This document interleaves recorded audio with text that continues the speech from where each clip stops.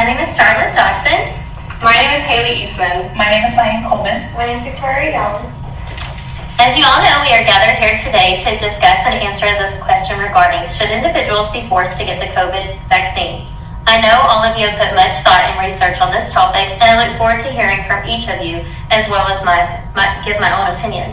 To be clear, I will give each of you 2 minutes to answer the question, as well as myself.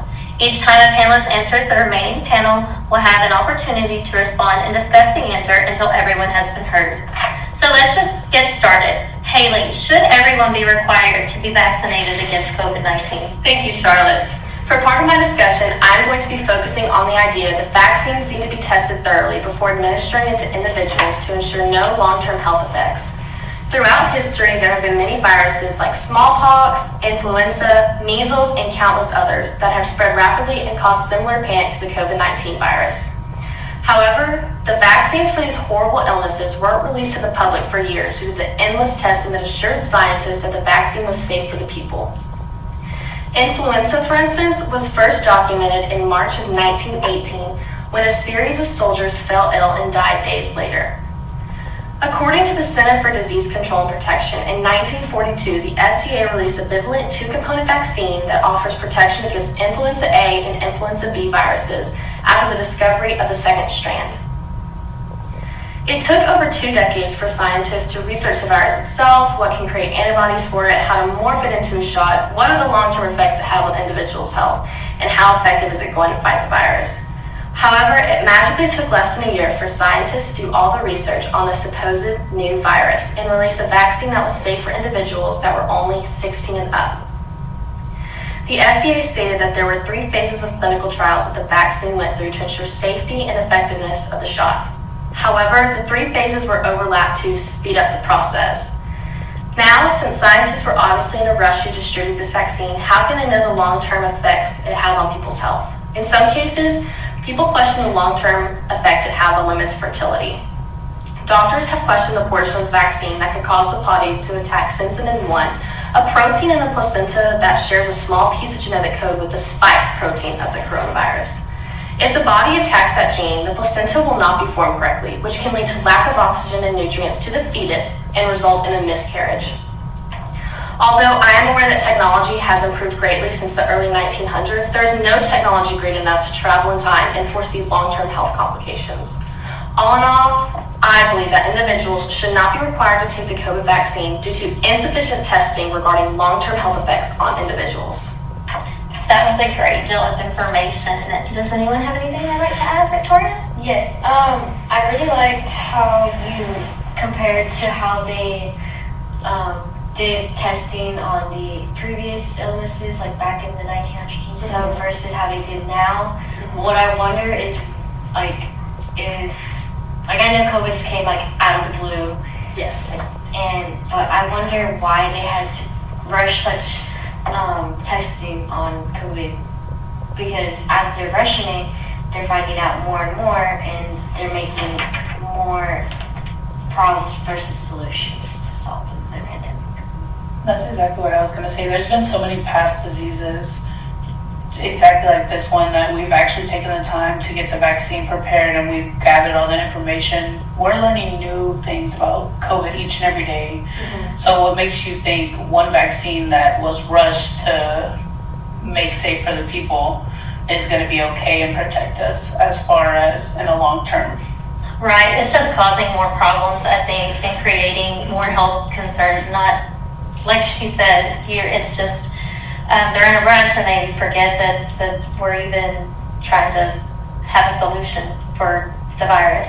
Right. It's just all about the vaccine, not making people healthy.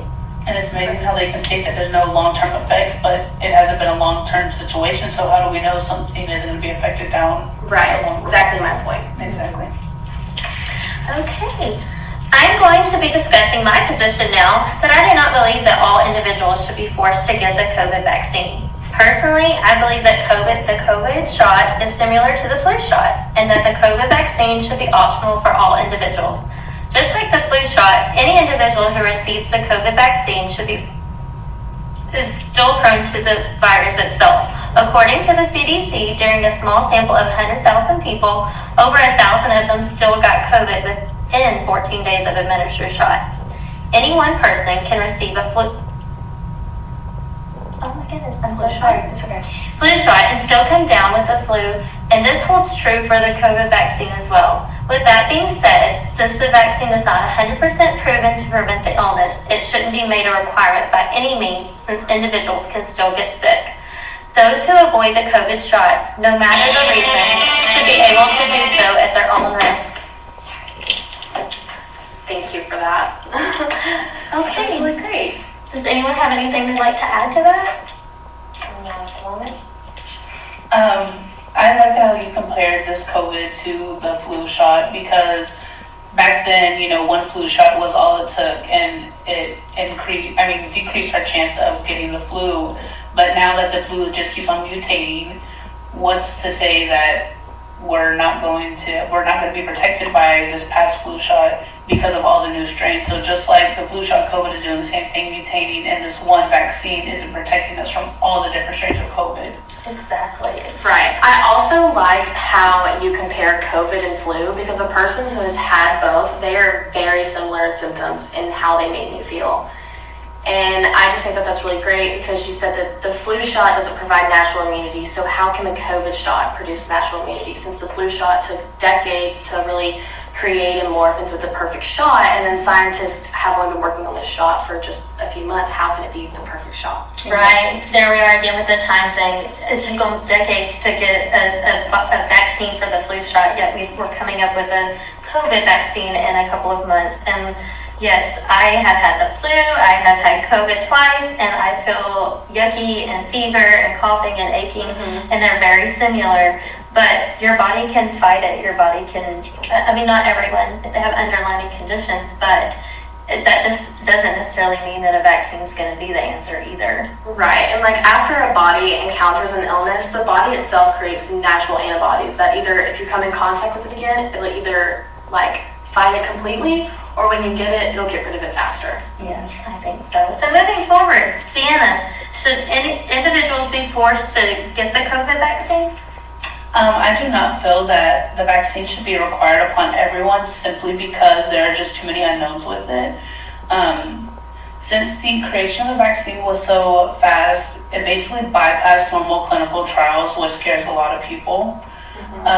We as a whole do not necessarily know whether the vaccine does or does not cause long-term effects on a person, because COVID's been around for 3 years now. We don't know what's going to happen in 10, 20 years.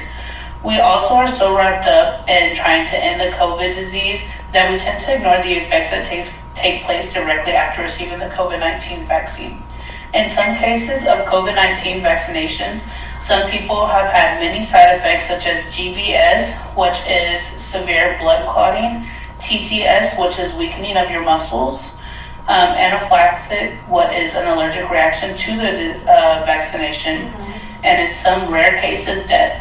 The COVID vaccine does not protect you from new and mutated strains, so the question is, would it be required to get more and more shots based on the strain of COVID? What are the benefits of getting the COVID-19 vaccine? In the US today, many jobs now have requirements for each individual to receive the vaccine. Many hospitals just in the Houston area alone are firing employees based on the simple fact that they are not fully vaccinated. Getting the vaccine will also allow you to travel freely.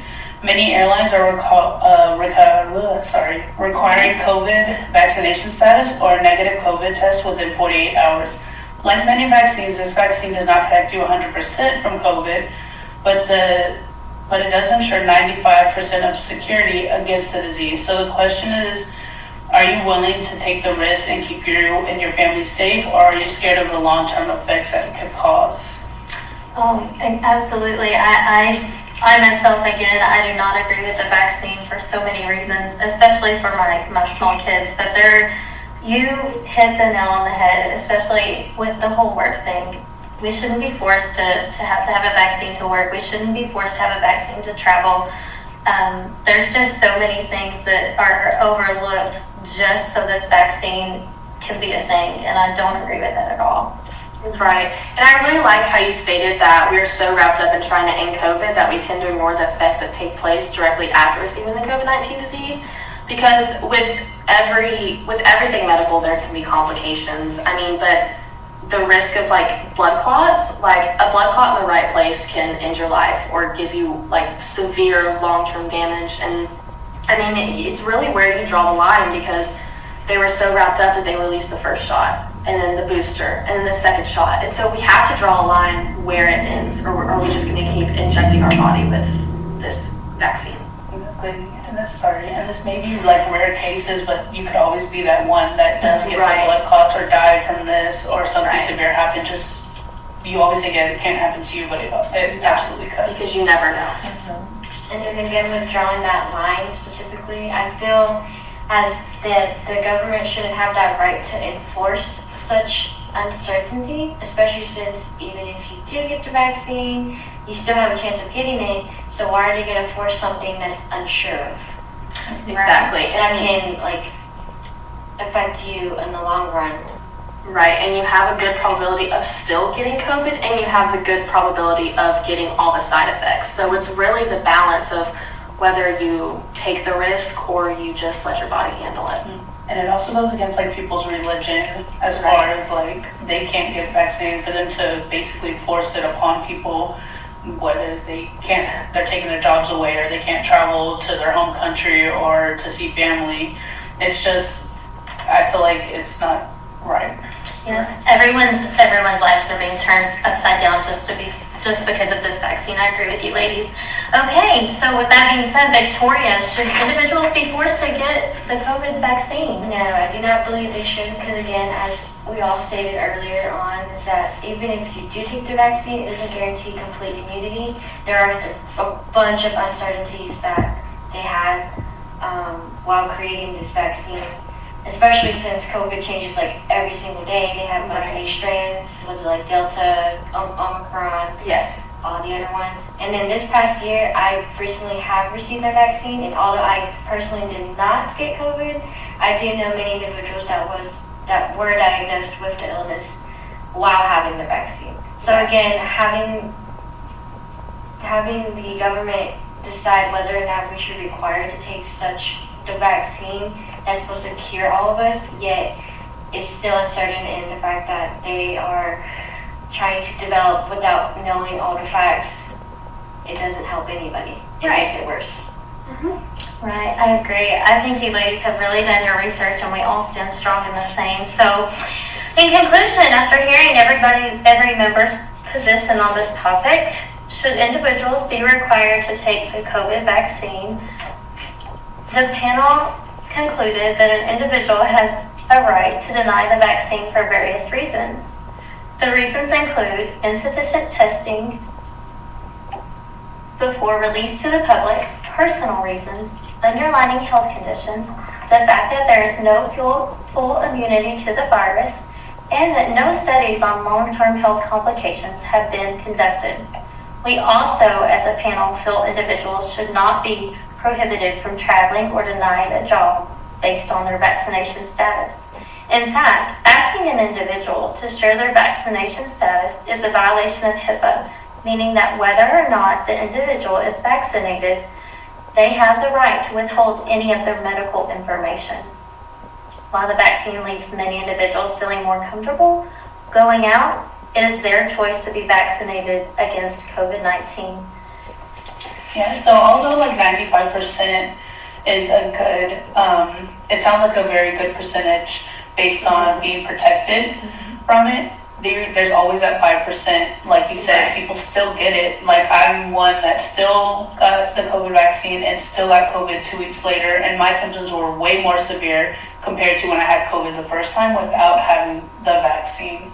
And it's so pushed upon people, you almost feel bad for not getting it nowadays, because people look at you wrong when you're like, oh no, like I'm not vaccinated. Right. It like in a society, like businesses are starting to refuse people just based on the simple fact that they are not vaccinated. Yes. Right, and the vaccine only covers one strand, and like you stated earlier, that there are multiple strands, and so where do they draw the line? How many shots are we gonna have to get? How often Right. are we gonna have to get shots? Is this gonna have to turn into something that you get yearly?